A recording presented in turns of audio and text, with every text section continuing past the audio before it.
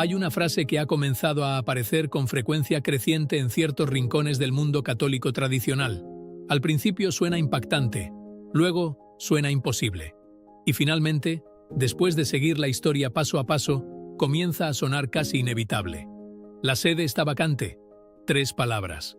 3 palabras capaces de separar a un católico de la estructura visible de la Iglesia. 3 palabras que acaban de llevar a una pequeña comunidad de monjes tradicionales a anunciar algo que hace solo unos años habría sido impensable. Un obispo propio, sin Roma, sin mandato papal, sin reconocimiento de la Iglesia. Y al final de este video, entenderás por qué esta historia no trata realmente sobre un remoto monasterio escocés. Trata sobre una tentación que ha acompañado a cada crisis en la historia de la Iglesia. Una tentación que comienza con preocupaciones legítimas y termina en un lugar muy diferente. Comencemos con los hechos. El 25 de julio de 2026, en la diminuta isla escocesa de Papa Stronsay, el padre Michael Mary Sim está programado para recibir la consagración episcopal. La ceremonia no estará autorizada por Roma, no será reconocida por el Vaticano, y será realizada por obispos asociados al movimiento sedevacantista. El anuncio ya ha generado una intensa discusión entre los católicos tradicionales de todo el mundo. Pero para entender por qué, debemos primero entender quiénes son estos monjes. Porque esta no es la historia de un grupo que siempre vivió fuera de la Iglesia. En muchos sentidos, es exactamente lo contrario. Sus orígenes se remontan a los turbulentos años posteriores a 1988. El año en que el arzobispo Marcel Lefebvre consagró 4 obispos sin aprobación papal. El año que marcó una de las mayores crisis tradicionalistas de la era moderna. Durante esos mismos años, el padre Michael Mary Sim fundó una comunidad inspirada en la espiritualidad de San Alfonso María de Ligorio. Su objetivo parecía simple: preservar la vida católica tradicional, la liturgia tradicional, la oración tradicional, la disciplina monástica tradicional. Nada inusual según los parámetros tradicionalistas, nada revolucionario. Muchas comunidades compartían aspiraciones similares. Lo que las hacía diferentes era su ubicación. Papa Stronsay es una de las islas habitadas más pequeñas del archipiélago de las Orcadas al norte de Escocia. Viento, mar, aislamiento, silencio. El escenario perfecto para la vida monástica. Y durante muchos años, su reputación fue notable. Los católicos de todo el mundo los admiraban. Sus publicaciones circulaban ampliamente. Las familias tradicionales hablaban de ellos con respeto. Jóvenes viajaban largas distancias con la esperanza de unirse a su monasterio. Parecían encarnar algo que muchos católicos creían que se había vuelto raro. Una vida completamente centrada en la oración. Una vida desapegada de las distracciones modernas. Una vida ordenada hacia Dios.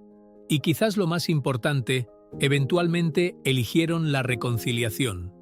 Este es el detalle que muchas personas olvidan. En 2008, la comunidad entró en plena comunión con Roma. En 2012, recibió el reconocimiento oficial dentro de la diócesis de Aberdeen. No eran forasteros, no eran rebeldes, eran religiosos católicos reconocidos. Para muchos observadores, representaban la solución ideal. Tradición y obediencia juntas. Liturgia antigua y comunión con el Papa. Lo mejor de ambos mundos. La historia parecía completa. El problema parecía resuelto. Y por eso lo que ocurrió después sorprendió a tanta gente. Porque el cambio no ocurrió de repente. Casi nunca lo hace. Las transformaciones más importantes en la historia de la Iglesia raramente suceden de la noche a la mañana. Suceden gradualmente. Una pregunta lleva a otra. Una preocupación se convierte en 2 preocupaciones. Una frustración se convierte en una frustración más profunda, hasta que eventualmente emerge una conclusión completamente diferente. Este proceso se hizo visible en octubre de 2025. Fue entonces cuando la comunidad publicó una carta abierta expresando graves preocupaciones sobre la dirección de la Iglesia. Muchos católicos tradicionales la leyeron con simpatía. Después de todo, la crítica de la confusión, la ambigüedad doctrinal y el declive litúrgico se había vuelto común en los círculos tradicionales. Nada parecía particularmente extraordinario. Al menos todavía no. Pero había una diferencia sutil, una diferencia peligrosa. La crítica ya no estaba dirigida meramente a decisiones específicas, o a individuos específicos, o a políticas específicas. La crítica estaba dirigida cada vez más hacia la propia Iglesia, hacia la legitimidad de las estructuras, hacia los mismos fundamentos de la autoridad, y esa distinción lo cambia todo. Porque hay un mundo de diferencia entre decir hay una crisis en la Iglesia y decir la Iglesia misma ha dejado de funcionar. La primera posición ha sido sostenida por santos. La segunda ha llevado a muchas personas al aislamiento.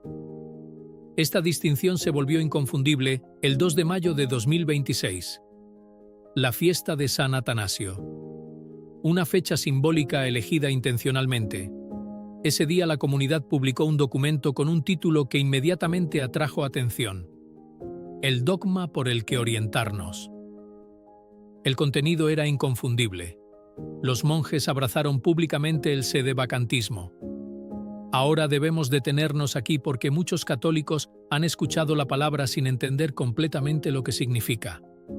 Sedevacantismo proviene de dos palabras latinas: sede, el asiento, y vacante, vacante. La posición sostiene que la cátedra de San Pedro está vacía, que los papas recientes no fueron papas legítimos, que Roma ha estado efectivamente sin un verdadero papa durante décadas. Diferentes grupos proponen diferentes puntos de partida. Algunos trazan la vacancia a Juan XXIII, otros a Pablo VI, otros a pontificados posteriores. Pero la afirmación esencial sigue siendo la misma. La cabeza visible de la Iglesia está ausente. Y aquí es donde todo cambia. Porque una vez que alguien llega a esa conclusión, todas las demás consecuencias siguen naturalmente. Si no hay papa, entonces la autoridad papal desaparece.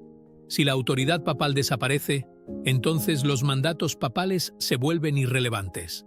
Si los mandatos papales se vuelven irrelevantes, entonces las consagraciones episcopales pueden proceder sin ellos. Toda la estructura se despliega desde una sola premisa: la sede está vacante. Pero aquí nos encontramos con algo que la historia demuestra repetidamente. El sedevacantismo casi nunca se detiene en su primera conclusión. Tiende a generar nuevas divisiones. Porque una vez que la autoridad desaparece, ¿quién resuelve los desacuerdos? ¿Quién decide las disputas?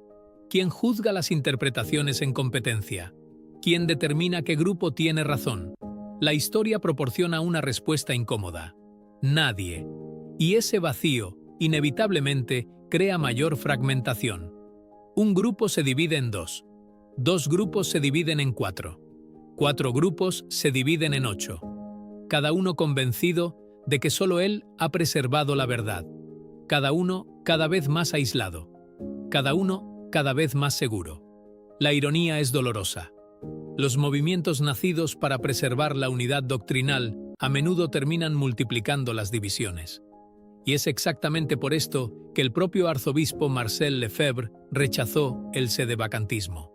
Este punto se pasa por alto con frecuencia.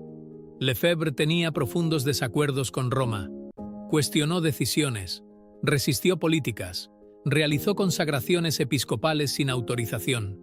Sin embargo, a lo largo de todo ello, continuó reconociendo al Papa, nombraba al Papa en el canon de la misa, expulsó repetidamente a los sacerdotes que adoptaron posiciones sedevacantistas. ¿Por qué? Porque creía que un principio permanecía innegociable. El Papa es el Papa, incluso durante las crisis, incluso durante los conflictos, incluso durante los desacuerdos dolorosos. Esa línea no podía cruzarse, y ahora llegamos a la situación presente. La diócesis de Aberdeen ya ha condenado la consagración planeada. La misma diócesis que una vez acogió a la comunidad, la misma diócesis que los reconoció, la misma diócesis que les ofreció un hogar canónico. Lo que comenzó como una historia de reconciliación se ha convertido en una historia de separación. Y aquí reside la tragedia, porque casi nadie involucrado se ve a sí mismo como el villano. Los monjes creen que están defendiendo la fe. La diócesis cree que está defendiendo la unidad eclesiástica.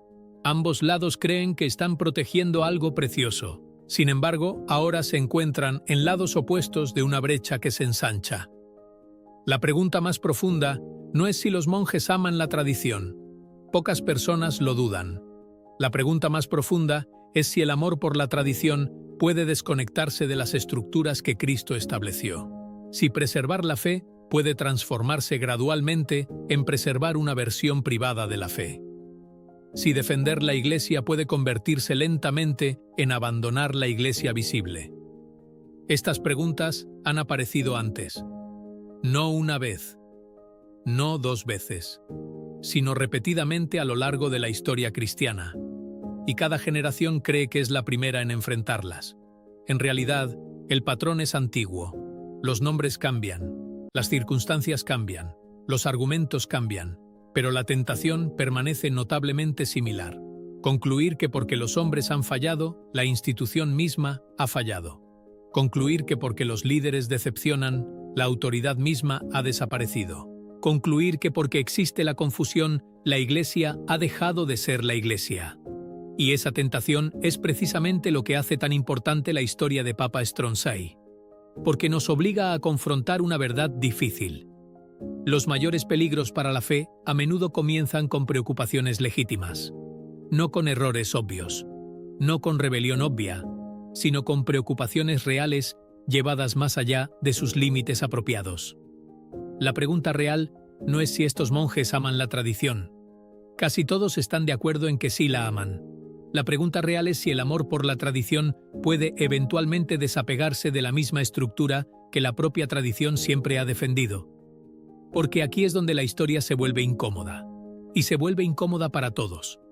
Para los progresistas, para los conservadores, para los tradicionalistas, para cualquiera que tome en serio la historia de la Iglesia. Volvamos al momento que lo cambió todo. La decisión de abrazar el sedevacantismo no apareció de la nada. Nadie se despierta una mañana y de repente decide que no hay papa.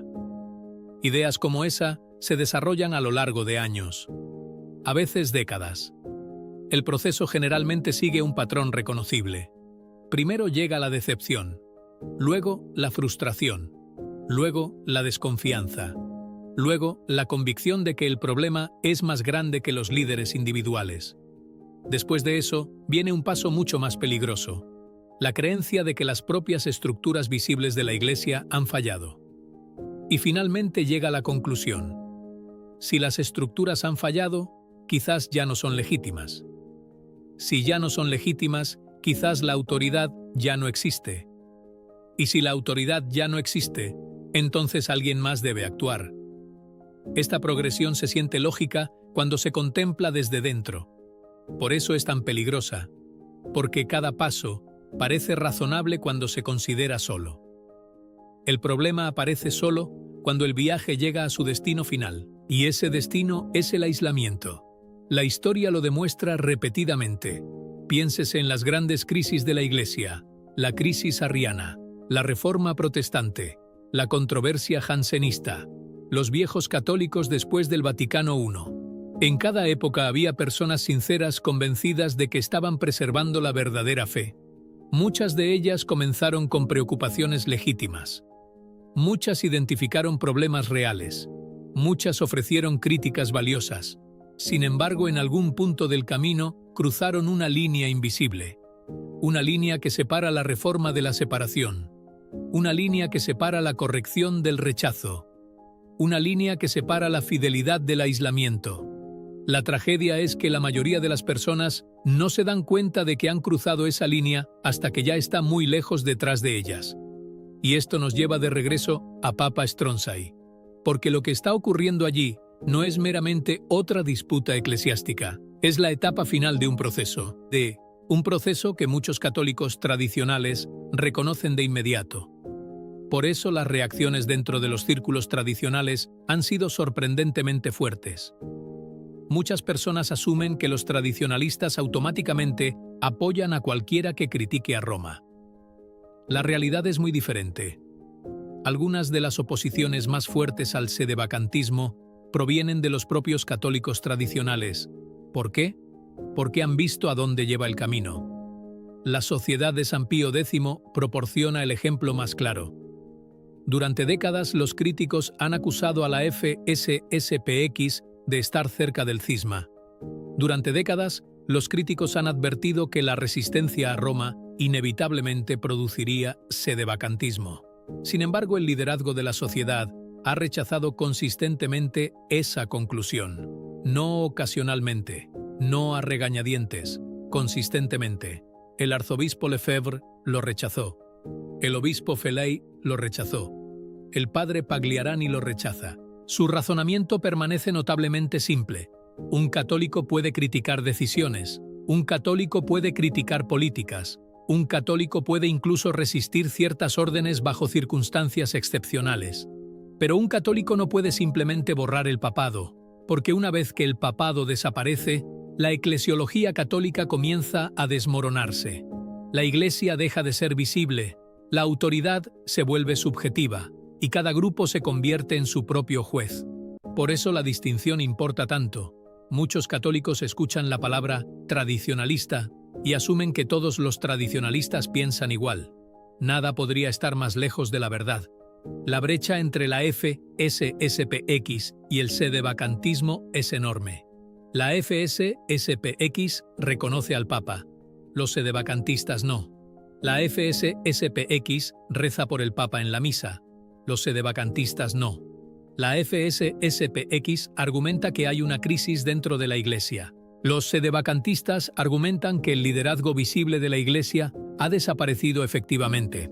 Esas posiciones pueden sonar similares para los forasteros. En realidad, están separadas por un abismo teológico. Y ese abismo se vuelve aún más obvio cuando las consagraciones episcopales están implicadas. Considera la diferencia. Los obispos de la FSSPX de 1988 fueron consagrados reconociendo explícitamente la autoridad papal. El arzobispo Lefebvre insistió repetidamente en que reconocía a Juan Pablo II. Disputó decisiones, disputó políticas, pero nunca negó el cargo del Papa. La consagración de Papa Stronsay procede desde una premisa completamente diferente. No que Roma esté equivocada, no que Roma esté confundida, sino que Roma ha dejado efectivamente de funcionar como Roma. Esa diferencia lo cambia todo, porque una vez que el papado mismo es rechazado, la reconciliación se vuelve extraordinariamente difícil. Ya no se están discutiendo desacuerdos disciplinarios, se está discutiendo la existencia de la autoridad misma, y por eso muchos observadores creen que esta historia es en última instancia más significativa de lo que parece. No porque la comunidad sea grande, no lo es, no porque la consagración afecte inmediatamente a millones de católicos. No lo hará, sino porque revela a dónde llevan eventualmente ciertas ideas. Los monjes de Papa Stronsay fueron una vez celebrados como una historia de éxito, tradicionales, fieles, reconocidos, en crecimiento. Ahora están al borde de la separación. Esa transformación debería preocupar a todos, porque nos recuerda cuán frágil puede ser el equilibrio. Equilibrio entre convicción y humildad. Equilibrio entre verdad y caridad. Equilibrio entre defender la tradición y permanecer conectado a la Iglesia. Quizás el aspecto más trágico de la historia es que la comunidad ya poseía lo que muchos católicos tradicionales sueñan. Tenían la misa tradicional, tenían reconocimiento, tenían estabilidad, tenían trabajo apostólico, tenían vocaciones, tenían un lugar respetado dentro de la vida católica, y sin embargo eventualmente eso no fue suficiente. ¿Por qué? Porque una vez que la sospecha se convierte en el principal prisma a través del cual se interpreta todo, ninguna cantidad de reconocimiento puede satisfacerla. Cada acción se convierte en evidencia. Cada declaración se convierte en confirmación. Cada evento refuerza la conclusión ya alcanzada. En ese punto, el destino se vuelve casi inevitable. Por eso los escritores espirituales a lo largo de la historia de la Iglesia advirtieron repetidamente contra un peligro particular: la desesperación disfrazada de celo, la creencia de que porque la Iglesia parece herida, Cristo la ha abandonado, la creencia de que porque existe la confusión, la protección divina ha terminado, la creencia de que porque los líderes fallan, las promesas de Cristo ya no se aplican. Sin embargo, la Iglesia siempre ha enseñado lo contrario. Cristo nunca prometió papas perfectos, nunca prometió obispos perfectos, nunca prometió sacerdotes perfectos. Prometió algo diferente, que las puertas del infierno no prevalecerían, no que las crisis nunca llegarían, no que los escándalos nunca sucederían, no que la confusión nunca surgiría, sino que la propia Iglesia perduaría. Esa promesa sigue siendo verdadera o falsa, no hay término medio, y aquí es donde en última instancia lleva todo el debate. La solución sedevacantista intenta proteger a la Iglesia encogiéndola, más pequeña, más pequeña, más pequeña, hasta que solo queda un pequeño remanente. El problema es que cada generación de cristianos tentada por ese enfoque eventualmente descubre lo mismo. La Iglesia más pequeña que construyen se parece cada vez más a ellos mismos. Sus preferencias, sus conclusiones, sus juicios, sus certezas, y cada vez menos se parece a la Iglesia universal que Cristo fundó. La ironía es dolorosa. Un movimiento nacido para preservar la universalidad católica a menudo termina en un aislamiento extraordinario. Eso no significa que las preocupaciones que lo produjeron sean enteramente falsas, ni mucho menos. Muchas preocupaciones son reales. Muchas críticas merecen seria consideración. Muchas preguntas siguen sin respuesta. Pero la verdad y el error a menudo viajan juntos. Un diagnóstico correcto todavía puede producir una cura incorrecta. Una crisis real todavía puede producir una solución falsa. Esa es la lección de Papa Stronzai. No que la tradición sea peligrosa, no que la preocupación por la doctrina sea peligrosa, no que la crítica sea peligrosa, sino que toda virtud desvinculada de la humildad eventualmente se distorsiona, incluso el amor por la tradición, especialmente el amor por la tradición, porque la propia tradición enseña algo que muchas personas olvidan. Los santos soportaron crisis terribles. Algunos vivieron bajo obispos corruptos, algunos bajo papas débiles, algunos bajo períodos de inmensa confusión. Sin embargo, permanecieron, sufrieron, protestaron, oraron, lucharon, pero permanecieron, no porque quedarse fuera fácil, sino porque creían que Cristo no había abandonado su Iglesia. Los monjes de Papa Stronzai no son enemigos, no son villanos, no son caricaturas. Son hombres que sinceramente deseaban defender lo que amaban. Por eso su historia merece atención, no como objeto de burla, no como fuente de indignación, sino como advertencia. Porque cada crisis contiene dos peligros: el peligro de rendirse ante la verdad y el peligro de abandonar la Iglesia mientras se intenta defenderla.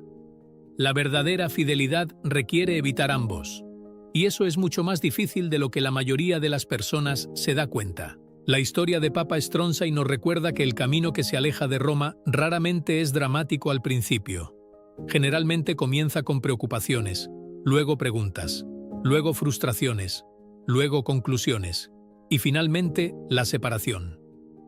El desafío para cada católico es defender la fe sin perder la Iglesia, preservar la tradición sin abandonar la comunión, permanecer fiel sin volverse aislado. Esa tensión es difícil, pero la historia católica sugiere que es la tensión que los santos aprendieron a soportar. ¿Qué piensas? ¿Puede defenderse la tradición sin rechazar las estructuras visibles de la Iglesia? Comenta abajo y comparte tus pensamientos. Amén. Dios te bendiga.